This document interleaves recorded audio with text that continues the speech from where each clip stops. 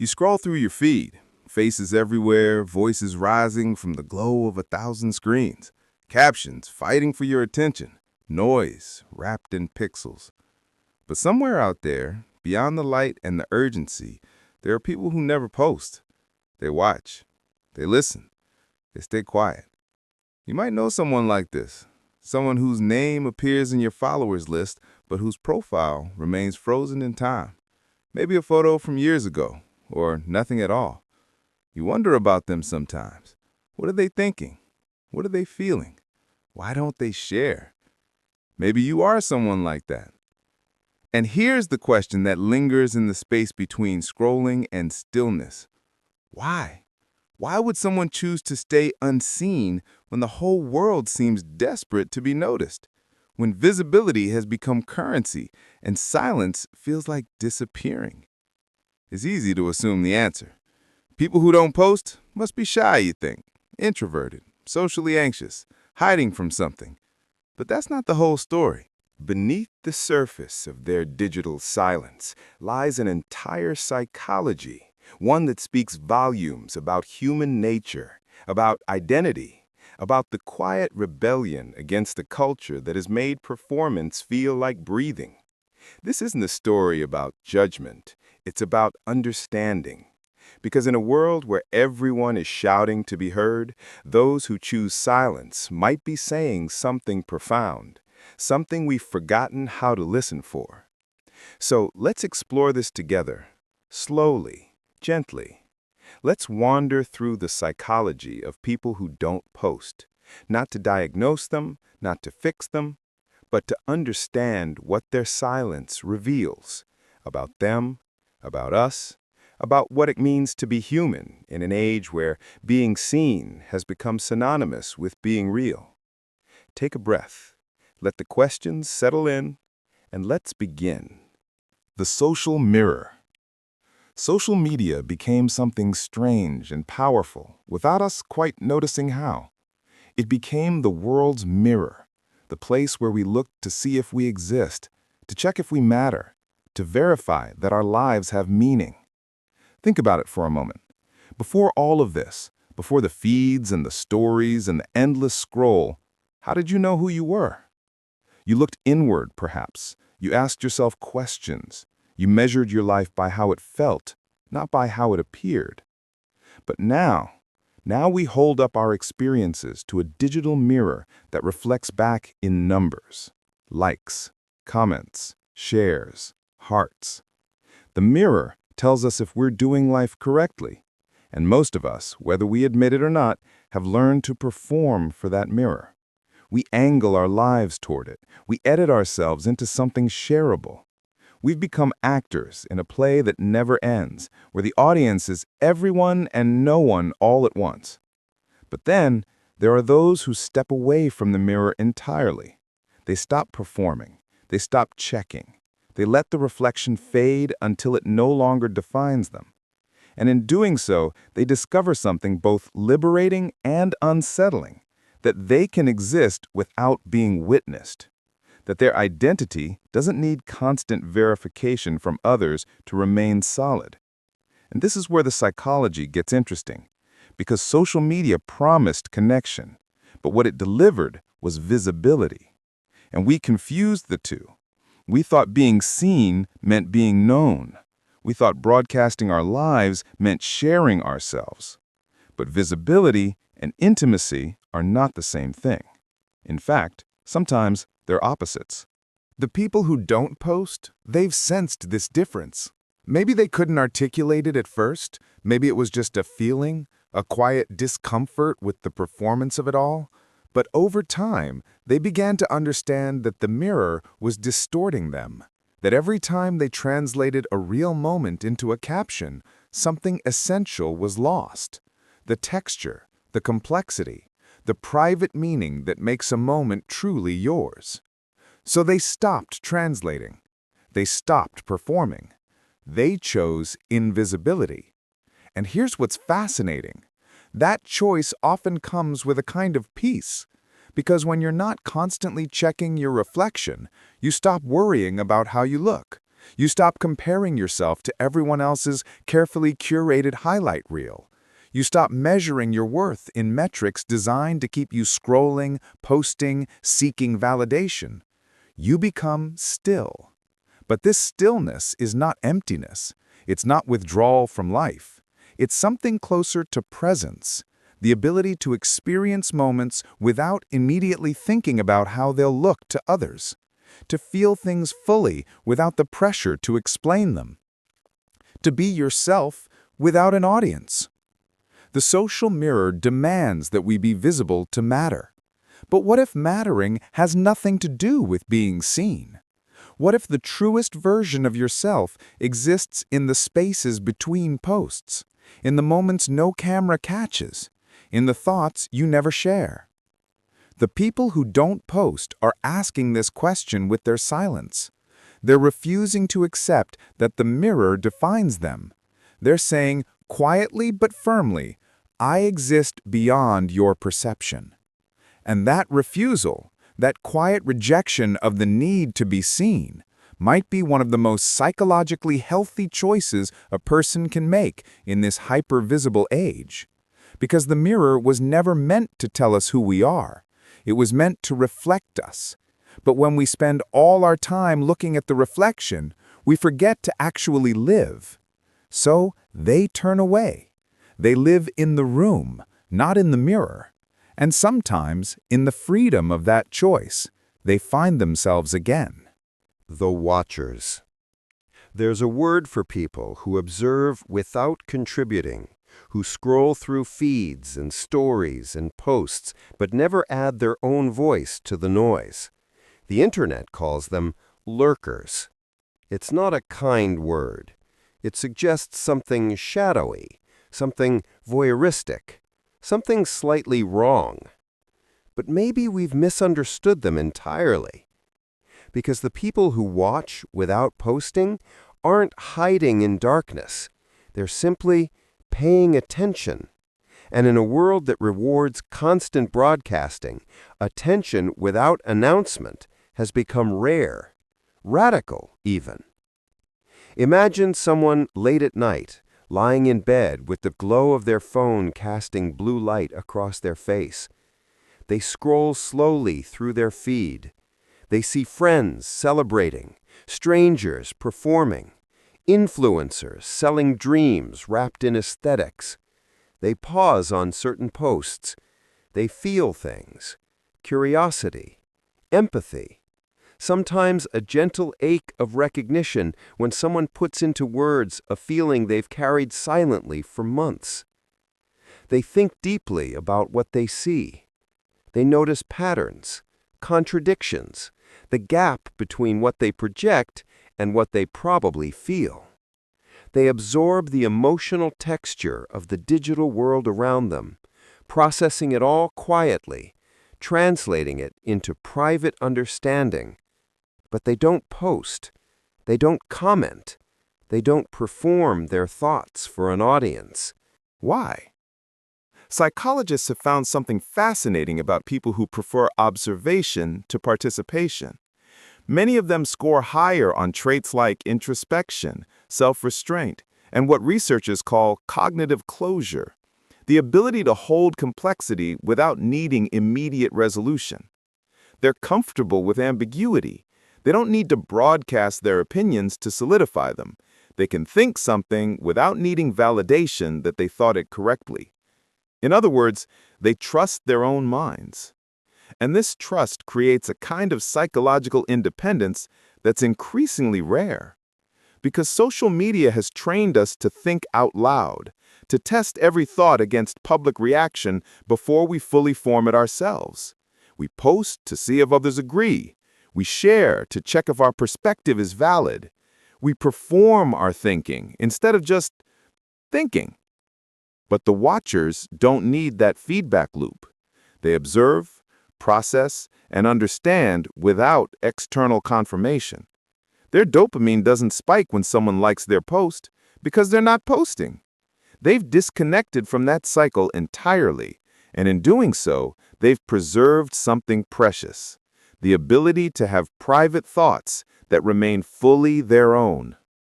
There's also something deeply empathetic about observation. When you're not busy crafting your own performance, you can actually see other people more clearly. You notice the things left unsaid, the emotion beneath the emoji, the subtle shifts in tone that reveal more than words ever could. The watchers become fluent in subtext. They understand the digital world not as participants, but as witnesses. And that witnessing often gives them insight that performers miss, because when you're on stage, you can't see the audience. But when you're in the audience, you see everything. This doesn't mean they're cold or detached. In fact, many watchers are deeply feeling people. They experience the emotional weight of what they see online, sometimes too intensely. They feel the collective anxiety, the performative happiness, the loneliness dressed up as connection. They absorb it all, process it, and sometimes the sheer overwhelm of it makes them retreat further into silence. Because here's what people don't realize about observation. It's exhausting. When you're truly paying attention to the world, when you're not distracted by your own need to be noticed, you see everything. The beauty and the pain, the authenticity and the performance, the connection and the terrible isolation beneath it all. And sometimes, staying silent is the only way to protect yourself from drowning in that awareness. But there's also power in observation. The watchers often understand more than they're given credit for. They see patterns others miss. They recognize when someone is struggling behind their smile. They notice when the performance starts to crack. And because they're not invested in their own digital persona, they can see truth more clearly, in others, and eventually in themselves. There's a concept in psychology called self-monitoring, the degree to which people observe and control their self-presentation in social situations. High self-monitors are constantly adjusting their behavior based on social feedback.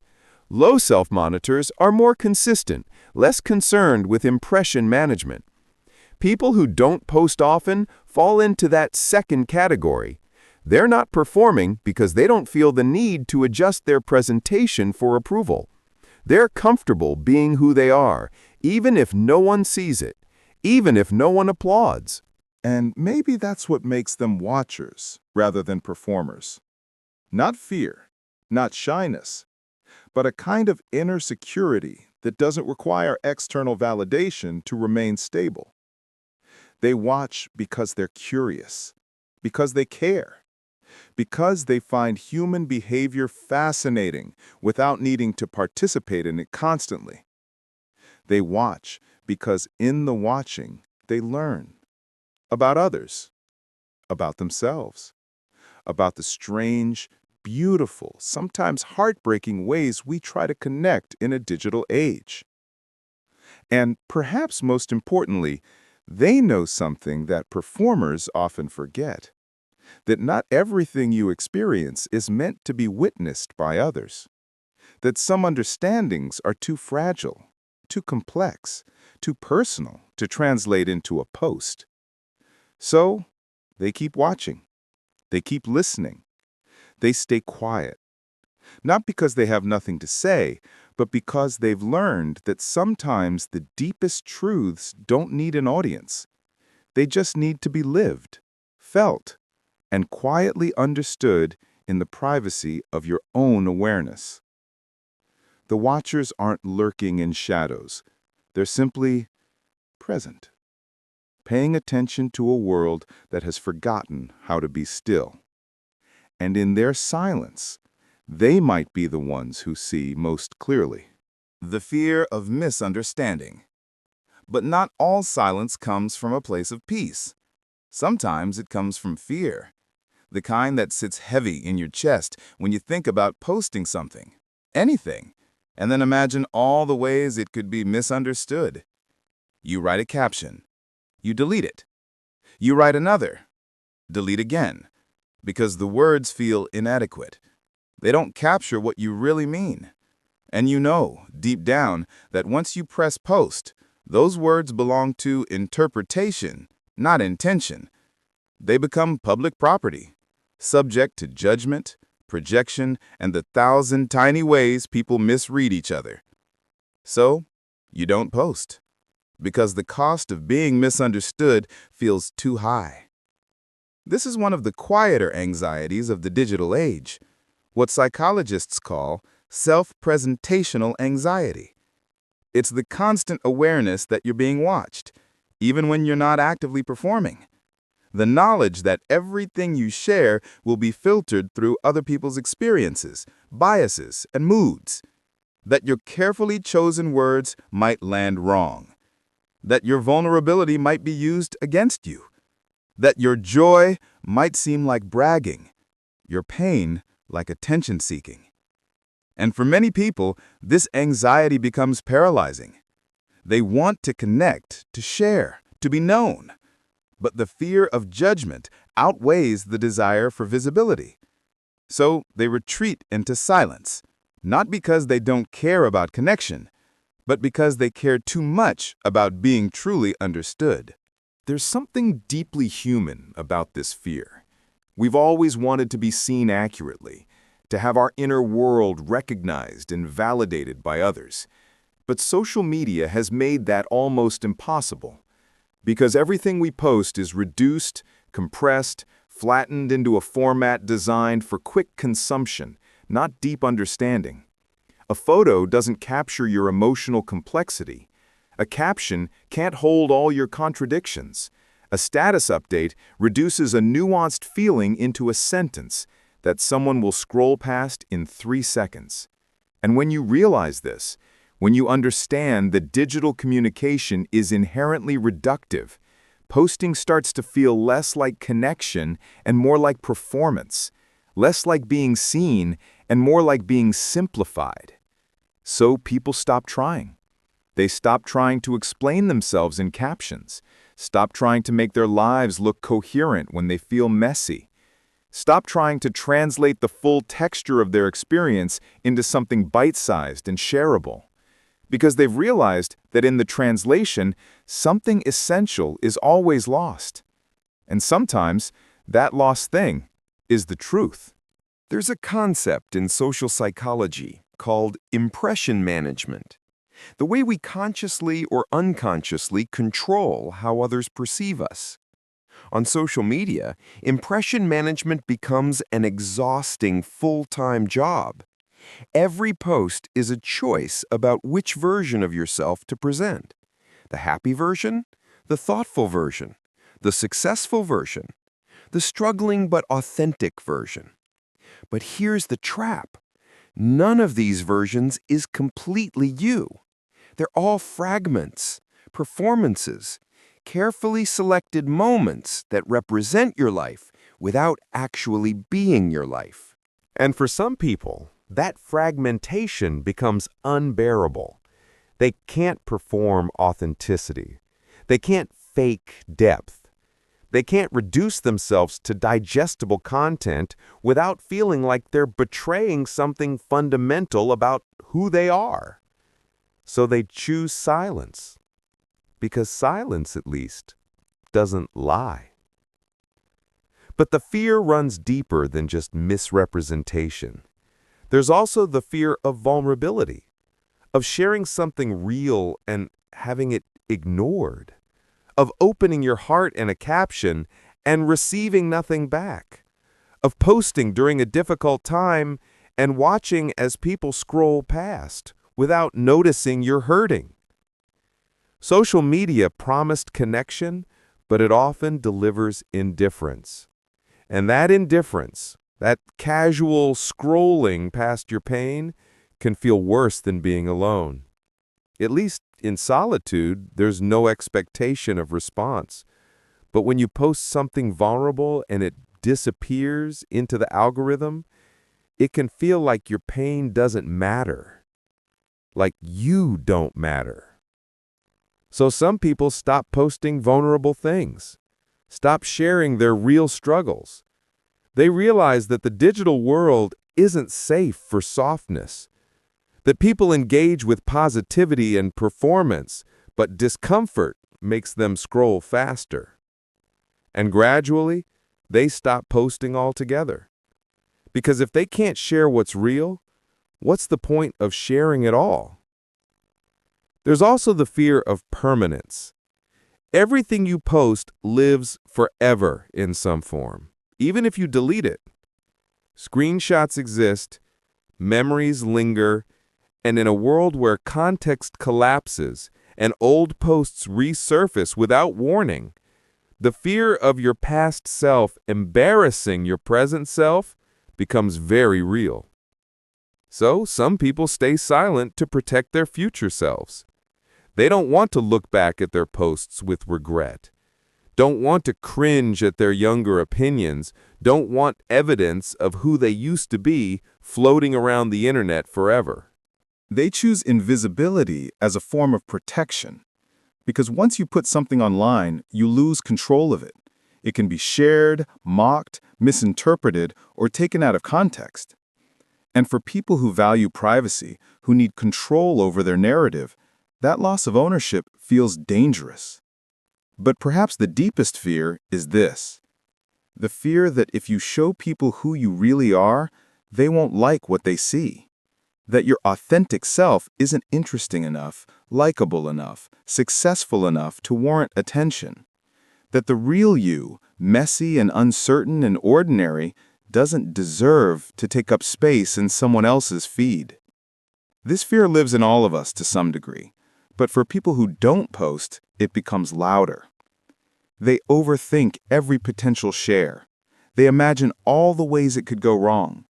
They worry that their truth isn't valuable enough to broadcast. And ironically, this fear often belongs to some of the most thoughtful, introspective, emotionally intelligent people, because they've spent so much time examining themselves that they see all their flaws, all their contradictions, all the ways they don't measure up to the performed perfection around them. So they stay quiet, not because they have nothing to say, but because they're too aware of all the ways saying something could backfire. And maybe that's the saddest part. The people with the deepest thoughts, the most complex inner lives, the most honest reflections, they're often the ones who stay silent, because they know that depth doesn't translate well into a post, that complexity gets misread as confusion, that honesty gets mistaken for negativity. So they protect their depth by keeping it private.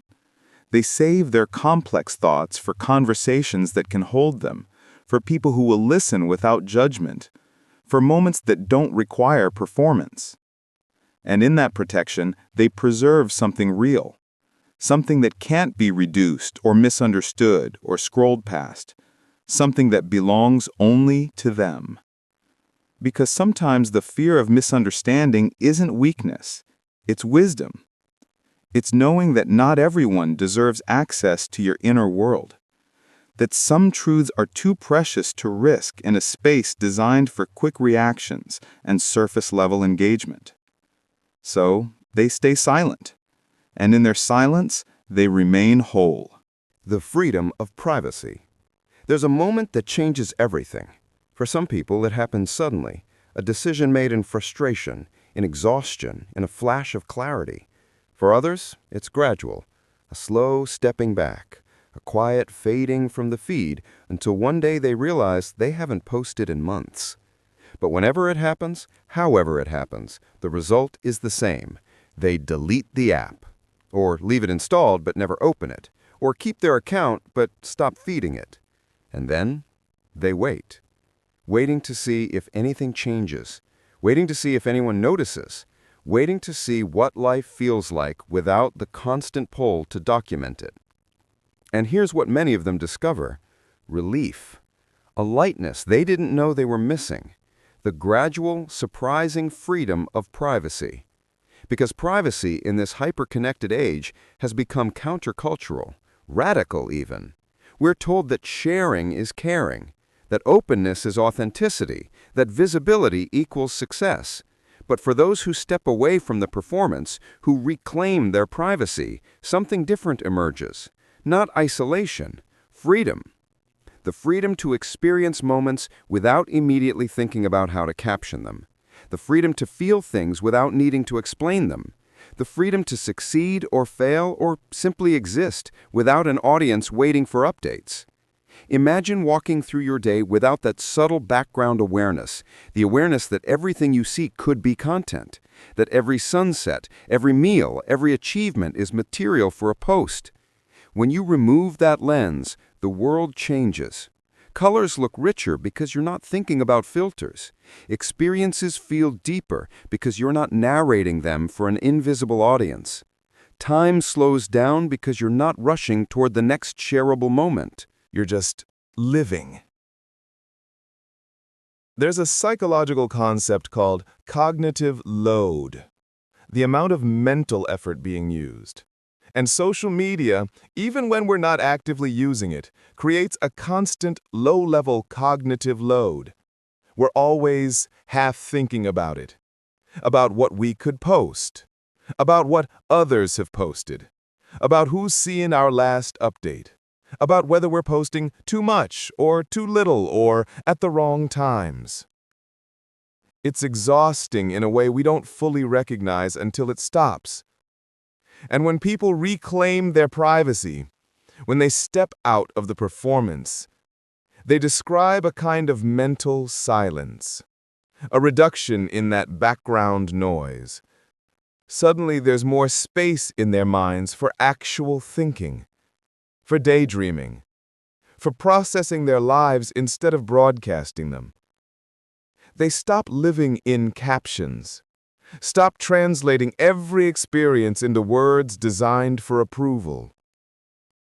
And in that stopping, they reconnect with pre-digital ways of being present. Ways of experiencing joy, sadness, beauty, pain without needing to make it performative.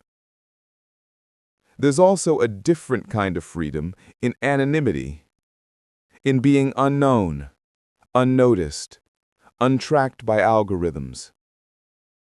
When you're not posting, you're not leaving a digital trail. You're not being analyzed, targeted, or sold to. You're not a data point in someone else's marketing strategy.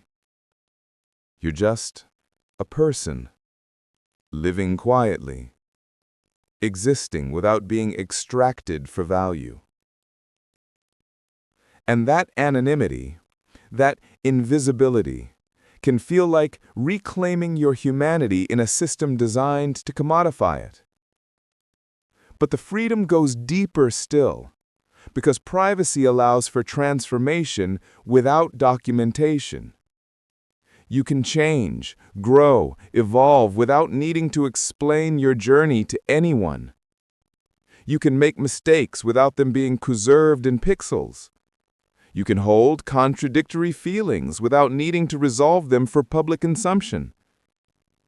You can be messy, uncertain, in process, without an audience watching, without needing to spin it into a narrative of personal growth. There's a profound psychological safety in that, in knowing that not every version of yourself is being archived, that you can be different today than you were yesterday without having to justify the change, that your becoming is yours alone. Some people who step away from posting describe it as a kind of rebirth. They talk about rediscovering parts of themselves that got lost in the performance, interests they stopped pursuing because they weren't aesthetic enough, hobbies they abandoned because they didn't translate to content, emotions they suppressed because they didn't fit the persona they'd built online. In privacy, those lost parts return. They start doing things purely for themselves again, reading books they'll never review, taking walks they'll never photograph, feeling deeply without needing to process those feelings into something shareable. And slowly, quietly, they rebuild a relationship with themselves, not the performed self, not the curated self, but the real self, messy, contradictory, private, whole. This connects to something philosophers have long understood, that solitude and privacy are essential for authentic selfhood, that we can only truly know ourselves in spaces where we're not performing for others, that identity isn't formed in the mirror of social approval, but in the quiet moments when no one's watching. The people who don't post have, consciously or unconsciously, chosen that ancient wisdom. They've recognized that constant visibility doesn't create authentic identity, it fragments it.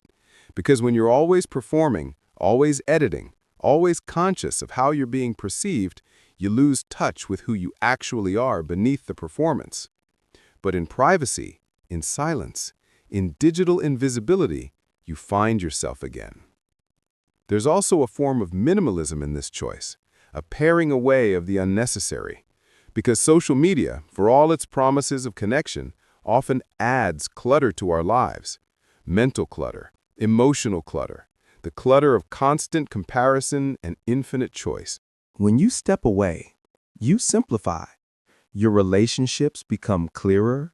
You know who actually cares because they reach out directly, not through comments on public posts. Your values become sharper. You're no longer influenced by whatever's trending. Your time becomes yours again, no longer fragmented by the endless scroll, the compulsive checking, the dopamine chase. And in that simplification, many people find peace. The kind of peace that doesn't photograph well, the kind that lives in quiet mornings, long conversations, thoughts that unfold slowly without interruption. This is the freedom of privacy. Not hiding, not withdrawing from life, but choosing to live it on your terms, in your time, for yourself first and others second. It's the freedom to be ordinary without feeling inadequate, to have a small life that feels full, to succeed or struggle in ways that don't need to be witnessed to feel real. It's the freedom to exist beyond metrics, beyond likes and shares and follower counts, to know your worth without needing it validated by strangers, to build your identity on substance rather than visibility. And perhaps most importantly, it's the freedom to be unknown. In a world obsessed with personal branding, with building a following, with making yourself visible at all costs, choosing to remain unknown is almost revolutionary. Because it says, my life has value even if you don't see it. My experiences matter even if I don't broadcast them. I am enough even without an audience. That's not loneliness. That's liberation. And the people who discover this freedom, who taste the lightness of privacy after years of performance, often never go back. Not completely. Because once you remember what it feels like to live without constant documentation, without endless self-monitoring, without the pressure to make your life look like something, you realize you never needed the mirror after all. You were always real, always whole, always enough. You just forgot for a while under all that blue light and noise and performed perfection. But in the quiet darkness of digital silence, you remember. And that remembering is its own kind of homecoming. The observer's advantage. There's a strange paradox at work here. The people who say the least online often understand the most. They're quiet, yes, invisible, perhaps, but they see everything. Because when you're not consumed with crafting your own narrative, when you're not performing or managing your image or thinking in captions, you develop something rare in this noisy age. You develop the capacity for genuine observation, for witnessing the world without immediately needing to respond, react, or broadcast your response. You become a student of human behavior, a collector of subtleties, an expert in what people don't say. Think about it.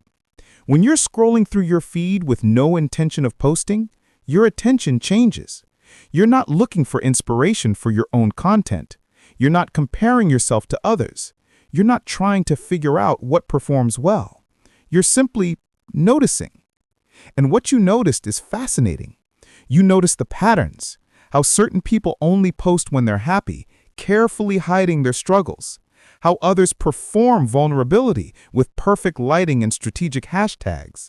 You notice the tone shifts, the desperate oversharing that signals someone's drowning, the performative activism that sounds hollow. You notice the gap between image and reality. The couple posting romantic photos who you know are struggling. The friend projecting confidence who you can tell is uncertain. The influencer selling a lifestyle they don't actually live. You become fluent in subtext, in emotional code, in the language of what's left unsaid. This is what psychologists call psychological distance, the ability to observe something without being emotionally entangled in it. And observers, lurkers, the digitally silent, they have psychological distance in abundance. They can watch the social media circus without being part of the performance, and that distance gives them clarity. They see the mechanisms at work, the dopamine loops, the validation seeking, the way people use posts as emotional regulation, as identity construction, as attempts to be seen and known in a space that can never fully see or know anyone. And here's what's interesting. Many creative people, artists, writers, thinkers, live in this observer space. They don't post much because they're too busy processing what they see, translating observation into understanding, into art, into insight. They're not passive. They're actively engaged in a different way. They're collecting material, studying patterns, watching the world move around them with the kind of attention that creation requires. Because creation needs space. It needs silence. It needs the freedom to observe without the pressure to immediately respond. When you're always posting, always performing, always adding your voice to every conversation, you don't have time to process deeply enough to create something meaningful. But when you step back, when you watch and listen and absorb without immediately reacting, that's when insight happens.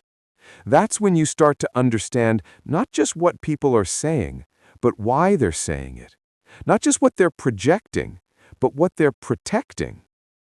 There's a concept in psychology called mentalization, the ability to understand the mental states of yourself and others.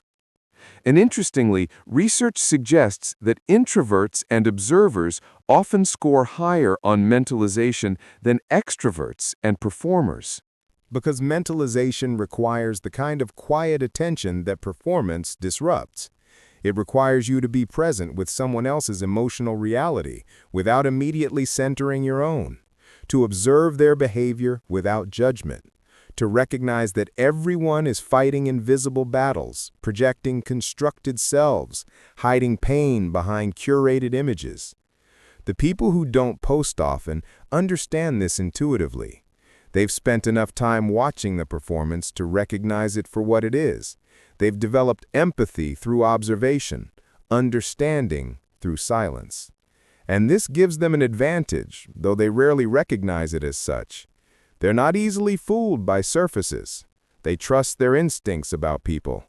They can sense inauthenticity because they've studied its patterns. They notice when someone's struggling, even when they're posting happy photos, because they've learned to read emotional subtext. This doesn't make them cynical. In fact, many observers are deeply compassionate, because when you truly see people, when you understand the mechanisms driving their behavior, you develop empathy rather than judgment.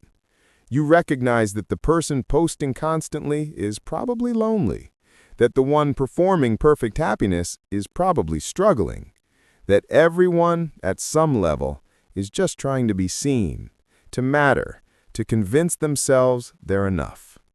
And maybe that recognition is why many observers stay quiet, because they understand that adding more noise, more performance, more carefully constructed images won't actually help. It will just add to the illusion, the collective pretending that visibility equals connection. So they watch. They understand. They offer their presence in quieter ways, through direct messages rather than public comments, through real conversations rather than performative responses. They become the kind of friend who actually listens, who remembers details you mentioned in passing, who checks in on you without needing a post to prompt it. Because their attention isn't fragmented across hundreds of feeds, it's focused, genuine, available. There's also creativity in observation. Some of the best writers, filmmakers, and artists are people who watch more than they participate, who collect human moments like treasures, who understand that the most interesting stories happen in the spaces between posts, in the complexity that captions can't capture. They don't post because they're busy translating what they observe into something more permanent, more meaningful than a status update. They're alchemists, turning observation into art, silence into substance. And perhaps this is the real observer's advantage. Not that they see more, though they do, but that they understand what they see. They connect patterns. They recognize that everyone's performing some version of themselves, hiding some truth, seeking some form of validation. And in that understanding, they find a kind of freedom. Because once you see the game clearly, you can choose not to play it. You can opt out of the performance without opting out of life. You can observe the digital world without being consumed by it. You can be present in a different way, not through broadcasting, but through bearing witness, not through performance, but through genuine attention. And maybe that's what the world needs more of. Not more posts, not more content, not more performed versions of ourselves, but more people who actually see each other, who pay attention, who understand that connection happens not in the public square of social media, but in the quiet spaces between people. The observers know this. They've always known it. That's why they're quiet. Not because they don't care, but because they care too much to perform caring. Because real understanding requires the kind of silence that the digital world has forgotten how to offer. So they watch, they listen, they understand, and in their silence, they preserve something ancient and essential, the art of truly seeing another human being. The psychology of validation. Let's talk about something uncomfortable, something we all feel but rarely admit. The hunger for validation, the need to be seen, approved of, liked, wanted, valued. It lives in all of us, this hunger. But social media has turned it into something else entirely. It has made validation measurable, quantifiable, instantly available, and devastatingly addictive. Every time you post something and it gets attention, likes accumulating, comments appearing, shares multiplying, your brain releases dopamine, that same chemical involved in reward, pleasure, and yes, addiction. Over time, over hundreds of posts and thousands of interactions, your brain learns. It begins to crave that validation hit, to need it. You start checking obsessively, refreshing your feed to see if the numbers have gone up, feeling a small rush of pleasure when they do, a small stab of disappointment when they don't. Your mood becomes tied to metrics. Your self-worth becomes measured in engagement rates. And slowly, without quite realizing it, you begin performing for approval rather than expressing yourself. You post what works, what gets attention, what makes the numbers go up.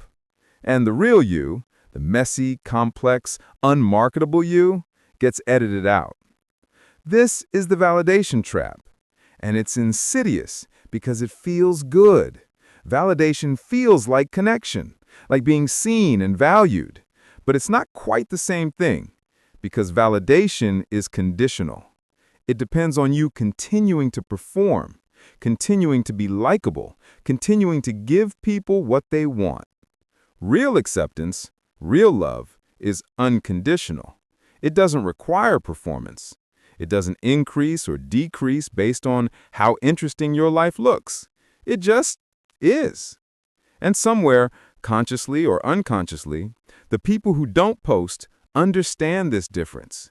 They've recognized that the validation economy of social media is a trap, that trading your authenticity for likes is a losing game, that external approval, no matter how much you accumulate, never quite fills the void it promises to fill.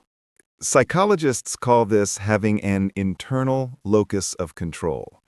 The belief that your worth, your happiness, your success comes from within you, not from external validation. And research consistently shows that people with an internal locus of control are psychologically healthier, more resilient, more satisfied with their lives. Because when your sense of self depends on internal factors, your values, your growth, your integrity, it remains stable. But when it depends on external factors, what others think, how many likes you get, whether people approve, it becomes fragile, constantly shifting based on other people's moods, opinions, and whims.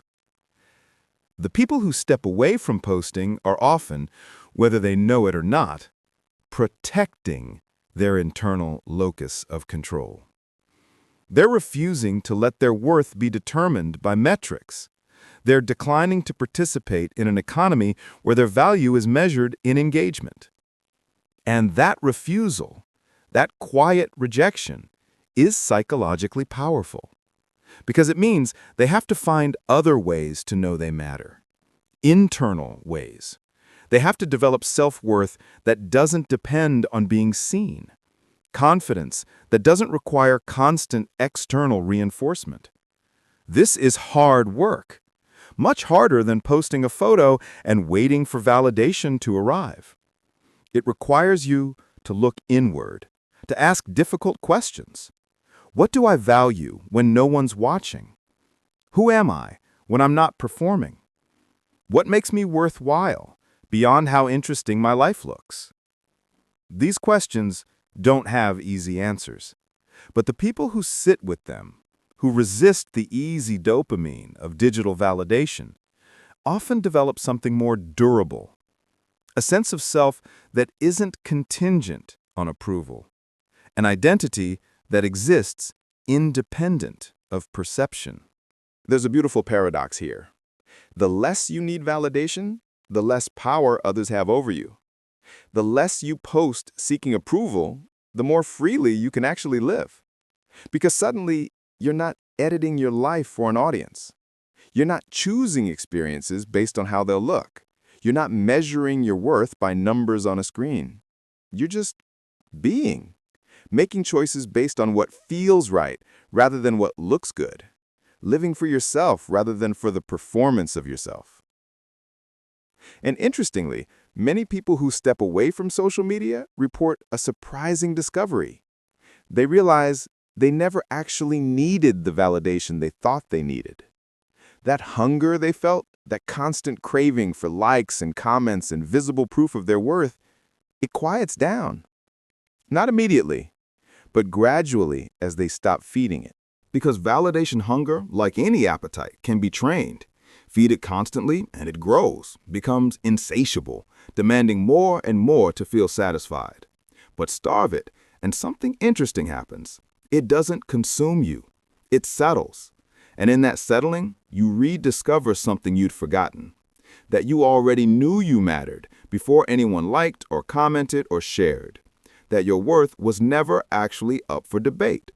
That the most important validation you could ever receive is the quiet, steady knowledge that you're enough. Not because the numbers say so, but because you've decided it's true. This isn't arrogance. It's not indifference to others. It's something closer to self-respect. The understanding that while connection matters, while being seen and known by others is beautiful and human and necessary, it cannot be the foundation of your identity. Because people are fickle. Attention is temporary. Today's validation becomes tomorrow's expectation. And suddenly you're trapped on a treadmill, always running, never quite arriving at enough. The people who don't post have often stepped off that treadmill. They've recognized that the finish line keeps moving, that no amount of likes will ever feel like permanent proof of worthiness, that validation, by its very nature, is temporary, and needs constant renewal. So they choose something different. They choose to build their sense of worth on things that don't fluctuate, on their values, their relationships, their growth, their integrity, on who they are when no one's watching, when there's no audience to impress, when the only approval that matters is their own. And here's what's fascinating from a neurological perspective. When you repeatedly seek external validation, your brain's reward system becomes dependent on it. You've essentially trained your neural pathways to associate worth with visible approval. But when you stop that cycle, when you deliberately disconnect your self-worth from external metrics, your brain adapts. The dopamine pathways associated with social media validation weaken, and other pathways strengthen.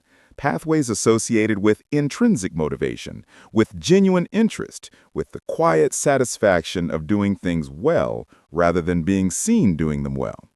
You rewire yourself.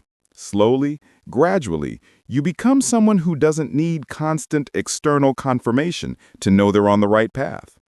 You develop what psychologists call self-concordant goals, goals that align with your authentic values rather than with external expectations. You stop asking, "Will people like this?" and start asking, "Does this matter to me?" You stop performing success and start actually pursuing it. You stop broadcasting happiness and start actually cultivating it. This shift is subtle but profound, because it means you're no longer living your life as a performance for an invisible audience. You're living it as an experience for yourself. And experiences, when they're not being documented and curated and performed, feel different, richer, more textured, more real. There's also something to be said about the kind of relationships that develop when you're not seeking validation. When you're not posting, the people who stay in your life are there because they genuinely care, not because they're entertained by your content. Your friendships become deeper, more reciprocal, based on actual connection rather than passive consumption of each other's lives. You discover who actually checks in on you without the prompt of a post, who remembers your struggles without public updates, who values your presence rather than your performance. And those relationships, the ones that exist without the validation economy, often feel more solid, more real, because they're not contingent on you being interesting or impressive or consistently entertaining. They're based on mutual care, on shared humanity, on the simple fact that you matter to each other without needing to prove it constantly. This is what the validation seekers miss. In their hunger to be seen by many, they often miss being truly known by few. They collect followers, but struggle with intimacy. They broadcast their lives, but feel lonely. Because validation is not the same as connection. Visibility is not the same as being seen. The people who don't post understand this, perhaps intuitively. They've chosen depth over breadth, real connection over parasocial approval, the messy, complicated, sometimes difficult work of actual relationships over the easy dopamine of strangers' likes. And in that choice, they protect something precious: their authenticity, their privacy, their sense of self that doesn't depend on performance or approval or the fickle nature of algorithms and attention. They learn to validate themselves, to recognize their own growth, celebrate their own progress, acknowledge their own worth without needing it reflected back by hundreds of acquaintances. They become their own steady source of approval, which means they're never quite at the mercy of others' opinions. This doesn't mean they don't value connection. They do, deeply. But they've learned to distinguish between connection and validation, between being genuinely seen and being superficially noticed, between mattering to people and mattering to metrics. And maybe that's the real wisdom here, that in a world that has made validation instantaneous and measurable, the people who resist it aren't rejecting connection. They're rejecting the shallow substitute for connection that validation offers. They're saying, I want to be known, not just seen. I want to matter, not just to algorithms, but to actual human hearts. I want relationships that can hold my complexity, my contradictions, my ordinary humanness, not an audience that only engages when I'm interesting enough. And so they stay quiet, not because they don't want to be valued, but because they want to be valued truly, completely, without needing to earn it through performance. They want unconditional regard, the kind that exists in real relationships, not the conditional approval that exists in likes and comments. When the applause fades, when the performance ends, when the numbers stop climbing, the self remains. And the people who don't post have chosen to build that self on something more solid than approval, on something that doesn't need an audience to be real. They've chosen themselves, their own quiet knowing, their own steady awareness that they matter, they're enough, they're worthy. Not because the world has confirmed it with visible metrics, but because they've decided it's true. And that decision, that quiet claim of inherent worth, independent of external validation, that might be the most revolutionary act in an age that has made our value feel quantifiable, temporary, and always up for negotiation. The people who don't post have withdrawn from that negotiation. They've stopped selling themselves for approval. They've stopped performing for validation. They've simply stopped. And in that stopping, they found something the validation seekers are always chasing but never quite reaching: peace. The kind that doesn't depend on numbers going up. The kind that exists in the quiet certainty that you are enough. You always were. And no amount of likes could ever prove it more truly than you already know it in your bones. The paradox of connection. Here's the strange, beautiful irony at the heart of it all. Social media promised connection. It said, share your life and you'll feel less alone. Broadcast your moments and you'll build community. Make yourself visible and you'll matter to people. And we believed it. We posted our lives, our thoughts, our carefully filtered faces. We shared and liked and commented, building digital relationships that felt, for a moment, like intimacy. But something unexpected happened. The more we connected online, the lonelier we became. Study after study has confirmed it. Increased social media use correlates with increased feelings of loneliness, anxiety, and depression. The very platforms designed to bring us together have paradoxically made us feel more isolated than ever. Why? Because connection and visibility are not the same thing. Being seen by many doesn't mean being known by anyone. Broadcasting your life doesn't mean sharing yourself. The metrics of engagement, likes, follows, comments, they create an illusion of connection while delivering something much thinner. Attention without intimacy. Visibility without vulnerability. Presence without depth. And the people who don't post have, in their own way, recognized this paradox. They've understood that the connection promised by social media is often hollow, that you can have 1,000 followers and still feel completely alone, that you can share your life with the world and still feel unseen. So they've made a different choice. They've chosen to disconnect from the performance of connection in order to pursue actual connection, to step away from the crowd in order to be truly present with a few. And here's what they discover. Real connection doesn't happen on feeds. It happens in conversations that last hours, in silences that feel comfortable, in being known not just for your highlights, but for your full, complicated, beautifully messy humanity. It happens when someone asks how you really are, and you tell them, and they don't scroll away. When you're struggling and someone shows up not with a public comment of support, but with private presence. When you share something real and someone receives it without needing to perform their response for an audience. This kind of connection, quiet, reciprocal, genuine, it doesn't scale.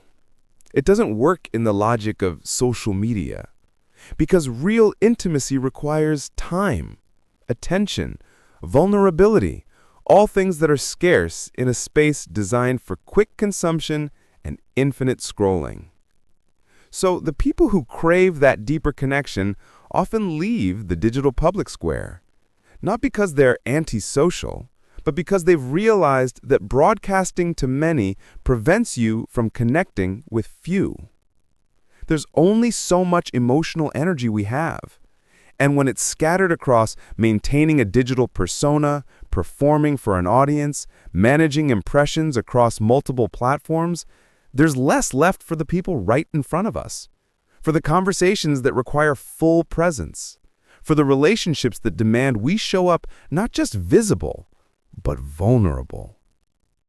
The non-posters have often made a calculation, even if unconsciously. They've decided that depth matters more than breadth, that being truly known by a handful of people is more valuable than being superficially recognized by hundreds. And there's psychological research supporting this. Robin Dunbar's work on social cognition suggests humans can only maintain meaningful relationships with about 150 people, with closer circles being much smaller, about 15 intimate bonds. 15 close friends, 50 good friends. Beyond that, relationships become more superficial, maintained through rituals and social gestures rather than genuine intimacy. Social media allows us to maintain the appearance of connection with far more people than our brains are designed to handle. But that expansion comes at a cost. We have friends we never talk to, followers we don't know, connections that exist in name only. And for some people, that thinness becomes unbearable. They'd rather have 5 people who truly know them than 500 who recognize their face. They'd rather invest their emotional energy in relationships that can hold complexity than in maintaining a digital network that requires constant performance. So they disappear from the feed. And in that disappearance, something beautiful often happens. They reconnect with people who matter. They have longer phone calls, more in-person meetings, deeper conversations. Because they're no longer giving their best social energy to the crowd. They're saving it for the individuals who actually see them. This is the paradox. By disconnecting from the performance of connection, they often find more genuine connection. By becoming invisible to many, they become more visible to few. By withdrawing from the public sphere, they deepen their private relationships. And those relationships, the ones built on actual presence rather than digital performance, they sustain in ways that follower counts never could, because they're not contingent on you being interesting or impressive or consistently engaging.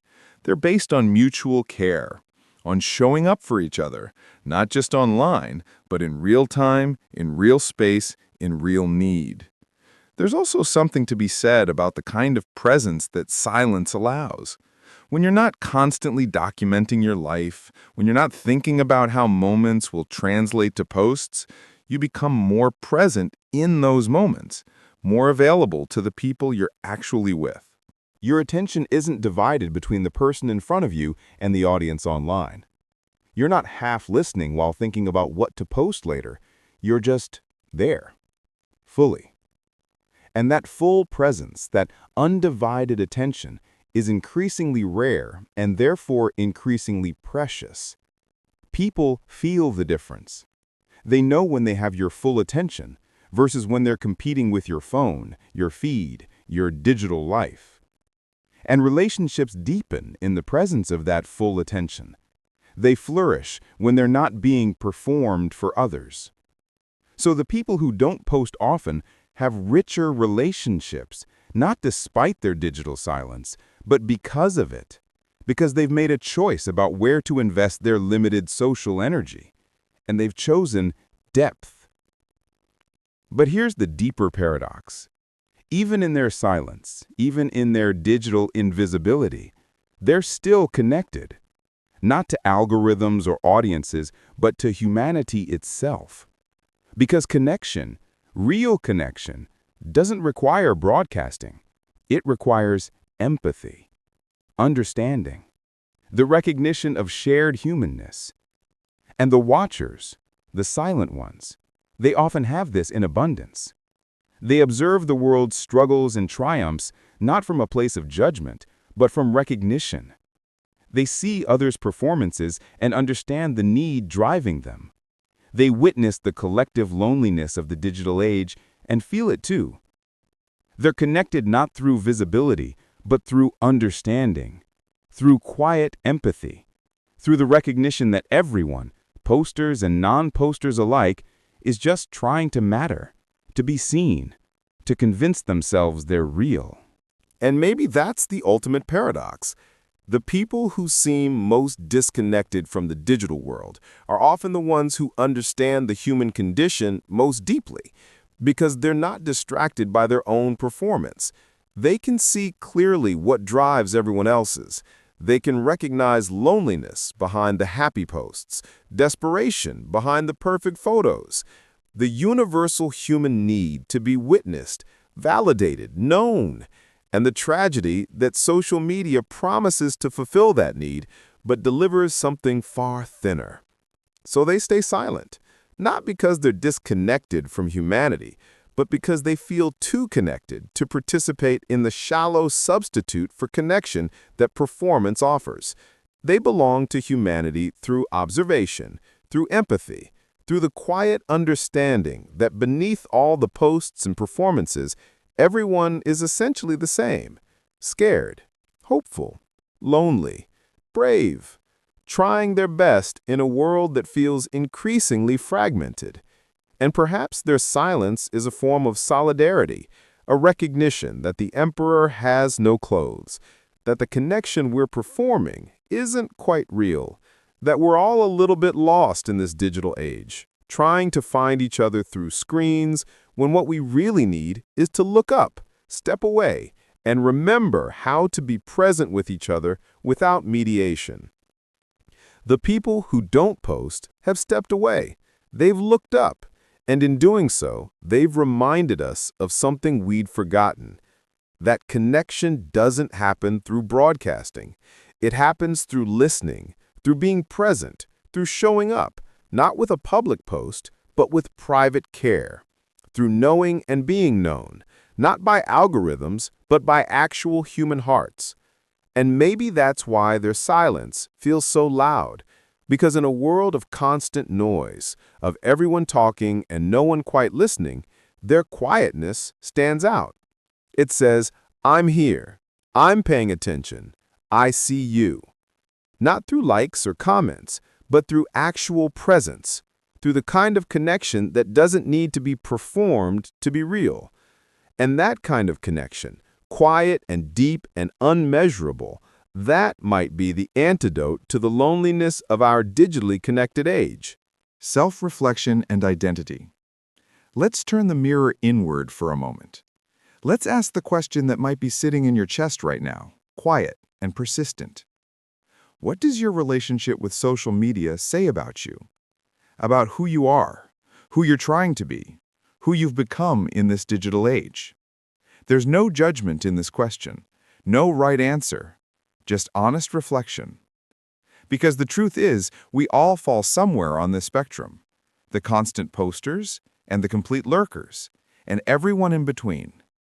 And where we fall says something about us, about our needs, our fears, our relationship with visibility and validation and identity itself.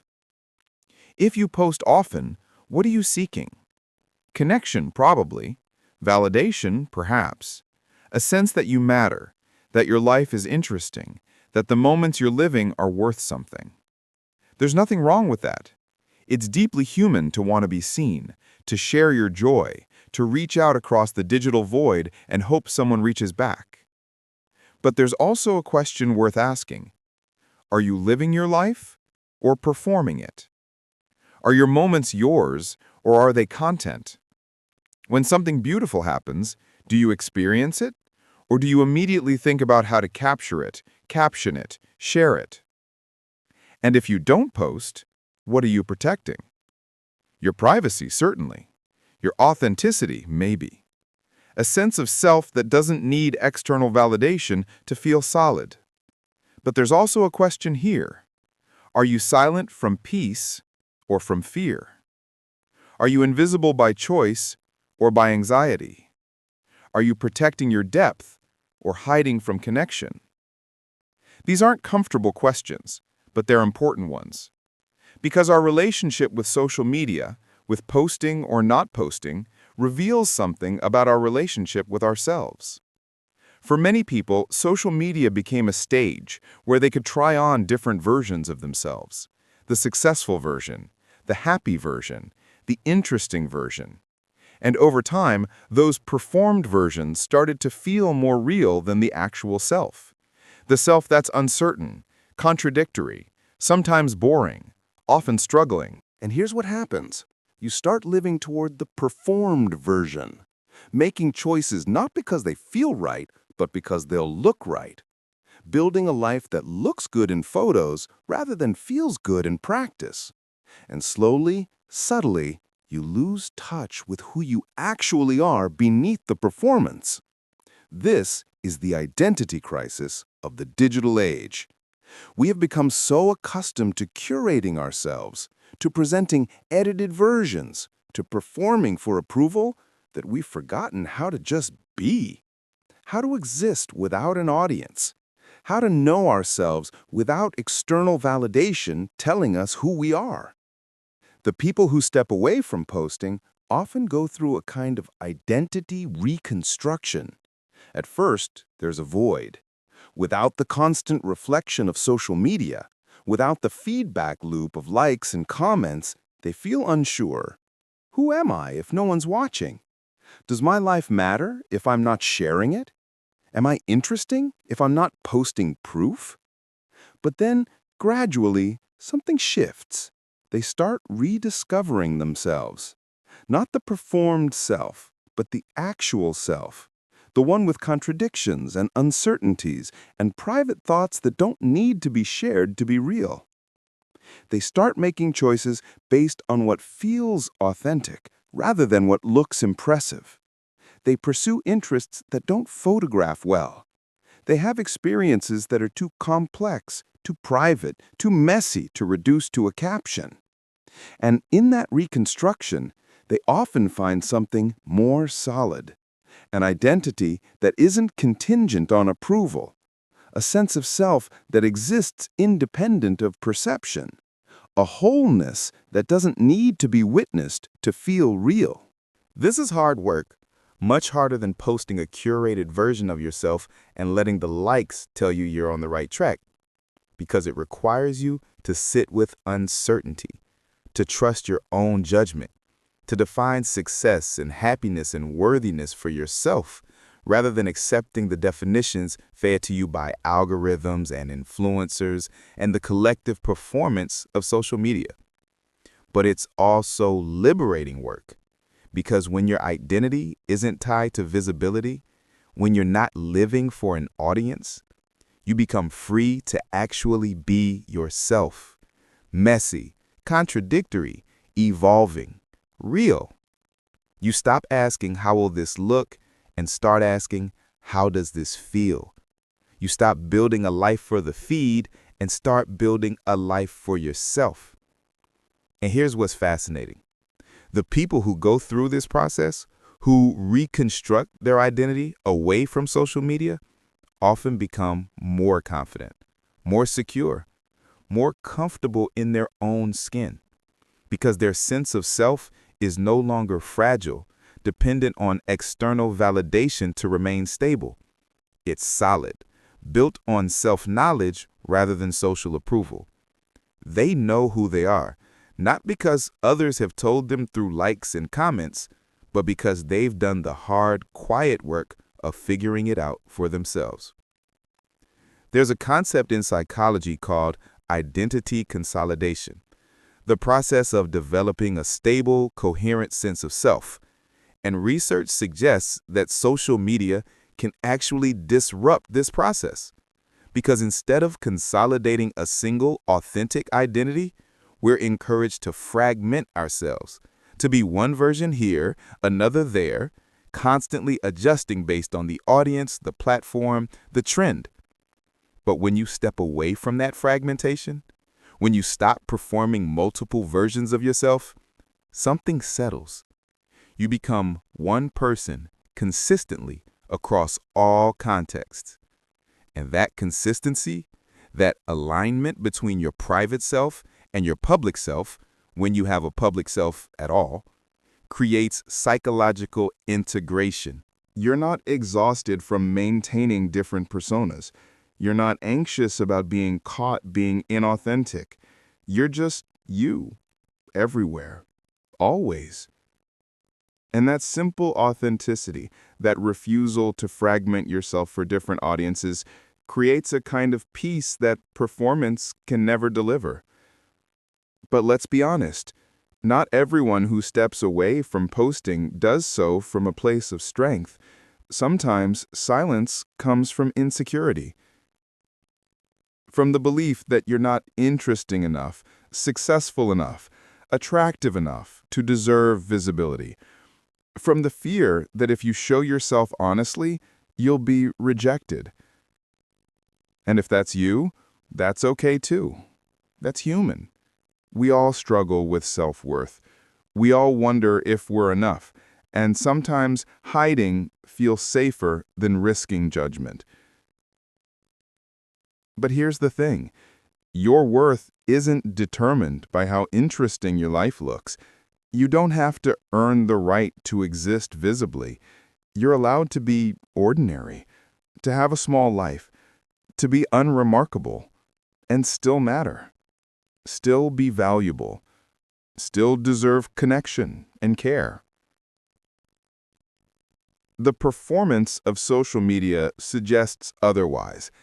It suggests that only the interesting, the successful, the beautiful deserve attention.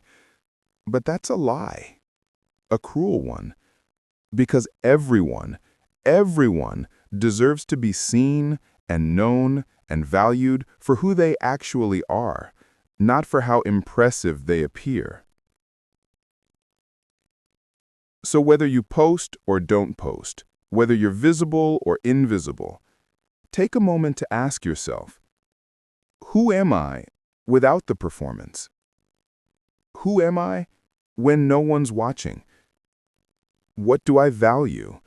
What brings me joy? What makes me feel alive? These questions don't have easy answers, and the answers you find today might be different from the answers you find next year. Because identity isn't fixed, it evolves. And the beauty of not tying your identity to a digital persona is that you're free to evolve without needing to explain or justify the evolution to an audience.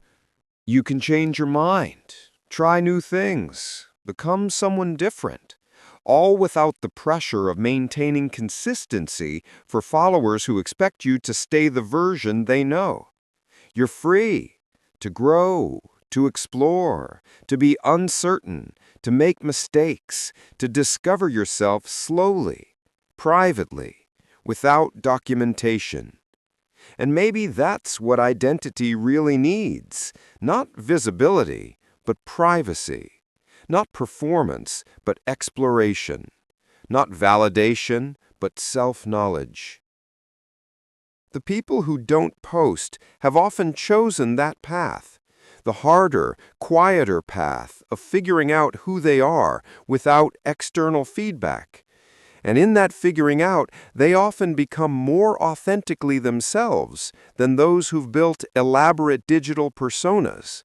Because identity isn't something you perform, it's something you discover in the quiet, in the moments no one sees, in the honest reflection that doesn't need an audience. So, wherever you are on this spectrum, constant poster or complete lurker or somewhere in between, be honest with yourself. Are you living authentically or performing? Are you building an identity or a brand? Are you showing the world who you are or who you think they want you to be? And if the answers make you uncomfortable, good. Discomfort means growth. It means you're paying attention. It means you're asking the right questions. Because in the end, the most important relationship you have isn't with your followers or your friends or your feed. It's with yourself. And that relationship, that quiet, private, honest relationship with who you actually are, that's where everything else flows from. The people who don't post understand this. They've chosen to prioritize that relationship over the performance, to know themselves rather than be known by everyone else, to build an identity that's solid and real and theirs, even if no one else ever sees it. And maybe that's wisdom, the kind that doesn't need applause to be true. The wisdom of silence. The world remembers the loud ones, the voices that carried across crowds, the performances that captured attention, the personalities that shone brightest in the spotlight. But often, it's the quiet ones who see everything. They're in the margins, in the shadows, in the spaces between the noise, watching, listening, understanding in ways that performers rarely can because they're not distracted by their own need to be noticed. And there's a kind of wisdom in that silence. Not the wisdom that comes from knowing everything, but the wisdom that comes from paying attention, from being present, from choosing depth over visibility, substance over performance, truth over applause. The people who don't post on social media, they're not broken, they're not antisocial, they're not hiding from the world, though sometimes the world assumes they are. They're just living differently, choosing differently, prioritizing differently. They've recognized something that the rest of us are still learning, that visibility doesn't equal value, that being seen by many doesn't mean being known by anyone, that sometimes the most meaningful moments, the ones that actually shape who you become, happen in the quiet spaces where no one's watching. They've stepped away from the mirror that social media holds up, the one that promises to show us who we are if we just perform correctly, filter perfectly, and caption cleverly. They've stopped asking the mirror to validate their existence.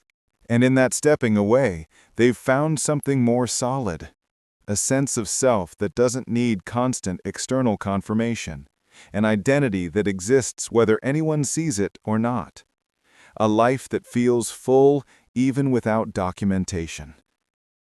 This isn't a prescription. This isn't a judgment. Some people thrive in the digital world. They find genuine connection there.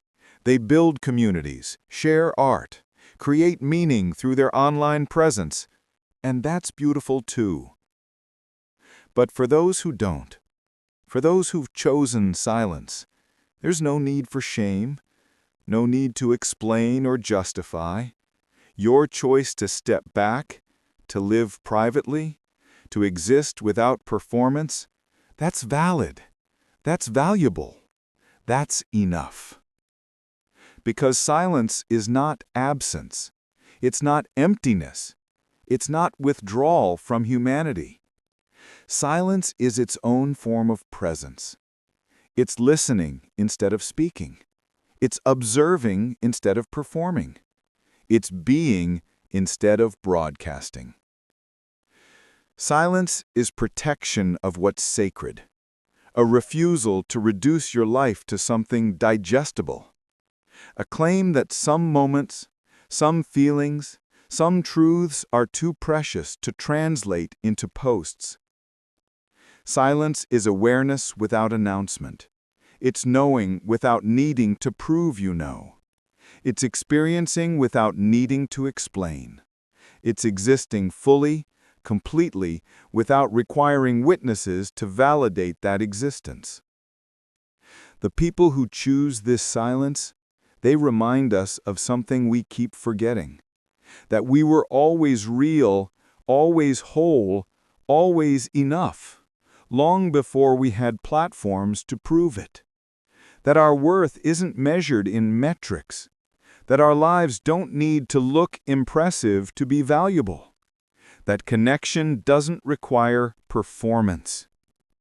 They remind us that it's possible to step away, to reclaim your privacy, your time, your attention, to remember what it feels like to experience moments for yourself instead of for a lens, to build relationships based on presence rather than presentation. They remind us that in a world drowning in noise, there's profound power in choosing to be quiet. Not the quiet of fear or hiding, but the quiet of confidence, of knowing yourself so well you don't need to explain yourself to everyone, of valuing your inner world enough to protect it from the demands of the outer one. So if you're someone who doesn't post, who watches from the margins, who lives privately, who keeps your moments to yourself, know this: you're not missing out. You're not falling behind. You're not doing it wrong. You're just doing it differently. And that difference, that refusal to perform, that choice to live on your own terms, that takes courage. More courage than most people realize. Because it's easy to follow the crowd, to do what everyone else is doing, to seek validation where it's readily available, to perform because performance is expected. But it's much harder to stand still in the middle of all that motion, to be quiet in the middle of all that noise, to choose invisibility when visibility has become the measure of success. And yet you do it, day after day, scroll after scroll. You observe without contributing. You experience without documenting. You exist without requiring the world to witness that existence. And maybe that's the most authentic way to live in this hyper-connected age. Not rejecting connection, but choosing it carefully. Not avoiding visibility, but questioning whether you need it. Not hiding from the world, but protecting what's truly yours from becoming everyone else's. The wisdom of silence isn't about having nothing to say. It's about knowing that not everything needs to be said, that some truths are too complex for captions, that some moments are too sacred for sharing, that some parts of you deserve to remain private, untouched, purely yours. So let the world keep scrolling. Let the feeds keep filling. Let the performers perform. You can stay quiet. You can keep living your unposted life, your undocumented moments, your private truths. You can exist in the margins, in the shadows, in the spaces where algorithms can't reach, and know that your silence speaks volumes to those who are listening, to those who understand, to those who've also chosen the quiet path and found peace there. Because in the end, we're not meant to be performances. We're not meant to be content. We're not meant to reduce the fullness of our humanity into something shareable, likable, scrollable. We're meant to be people, complex, contradictory, beautifully imperfect people, living real lives that don't always translate well to screens.